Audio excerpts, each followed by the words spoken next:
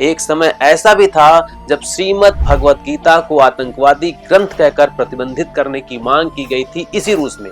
2010 में तो बकायदा एक रिट पिटीशन दायर हुई कि इस्कॉन जो है, international society for Krishna consciousness जो है, उसके जो फाउंडर हैं भक्ति वेदांत स्वामी प्रभुपाद, इन्होंने जो इंग्लिश में ट्रांसलेट किया है भगवत गीता को, Bhagavad Gita as it is, इसके रशियन ट्रांसलेशन को, क्योंकि रशियन ट्रांसलेशन रहेगा तो रूस के लोग आसानी से उसे पढ़ लेंगे, तो रशियन ट्रांसलेशन को एक्सट्रीमिस्ट मटेरियल्स लिस्ट में शामिल किया जाए। मतलब उस लिस्ट में शामिल कर दिया जाए जैसे पढ़ना, पढ़ाना, लिखना, संपादित करना, प्रिंट करना प्रतिबंधित हो। और यह वह लिस्ट थी जिसमें हिटलर की मेन कैंप भी शामिल है, इसमें आईएसआईएस की सामग्रियां शामिल हैं, अलकायदा की सामग्रियां शामिल हैं, कट्टरपंथी मिशनरीज और कट्टरपंथी मुस्लिमों के ग्रंथ शामिल हैं। यह बात अलग है कि याचिका दायर करने वाले लोग मुकदमा हार गए और यह साबित नहीं हो पाया कि जो गीता है वह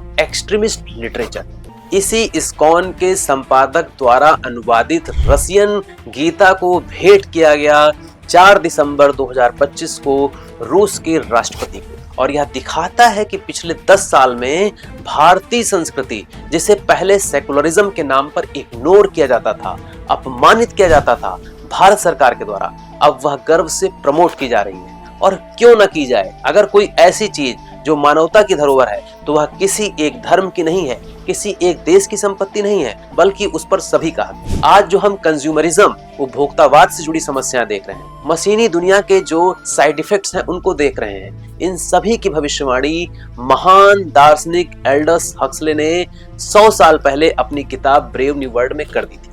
और यही ब्रिटिश दार्शनिक हक्सले कहता है हिंदू दर्शन के बारे में कि हिंदू दर्शन, योग, वेदांत, भगवत गीता मानव आत्मा के सच्चे मार्गदर्शक हैं, सर्वोच्च मार्गदर्शक। उसका जो फेमस कोट था भगवत गीता के लिए वह यह था, the Bhagavad Gita is the most systematic statement of spiritual evolution ever written. उसके अलावा और भी बहुत से महान शख्सियत हुई हैं, बड़ी शख्सियत हुई हैं जिन्होंने गीता की तारीफ की। अल्बर्ट आइंस्टाइन की बात कर लीजिए, ओपनहाइमर की बात कर लीजिए, बहुत सारे जो नोबेल प्राइज विनर हैं उन्होंने भी गीता को एक श्रेष्ठ ग्रंथ माना है। और वहीं हमारे यहाँ के जो कुछ चिंतक हैं, जो सिर्फ ह्यूमैनिटीज के कुछ विषय में पीएचडी करके नाम के आगे डॉक्टर लगाकर बैठ गए हैं, उनको लगता है कि जीवन का सारा सत्य उन्हीं के पास है। वह गीता जैसे ग्रंथों की महानता को, हमारी अपनी संस्कृति की महानता को समझ नहीं पा रहे।